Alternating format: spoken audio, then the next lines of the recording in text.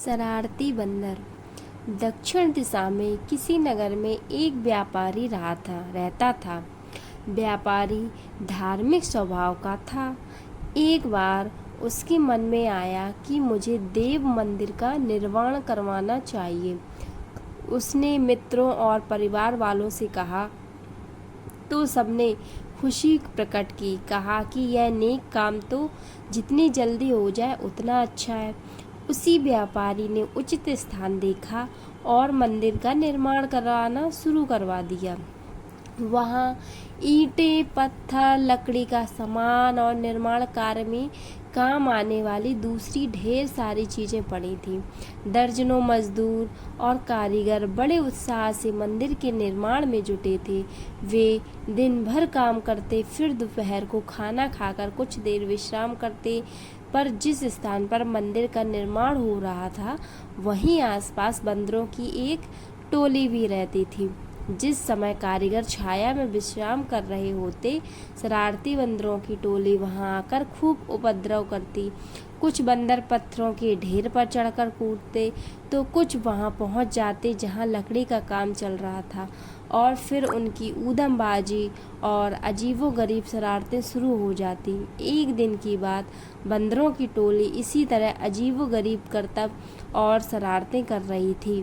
तभी अचानक एक बंदर का ध्यान लकड़ी के तख्ते की ओर गया।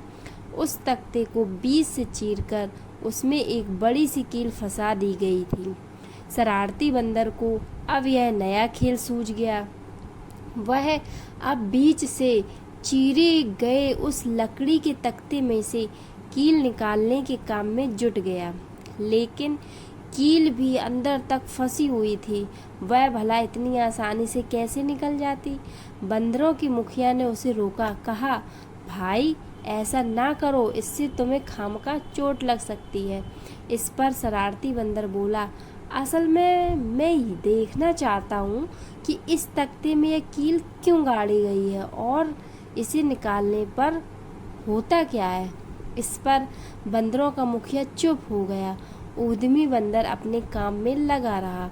आखिर उसने अपनी पूरी ताकत लगाकर उस कील को खींचा तो कील तो बाहर आ गई, लेकिन साथ ही उस चीरे हुए तख्ते के दोनों हिस्से यकायक तेजी से मिले और बंदर के शरीर का पिछला हिस्सा उसमें आ गया।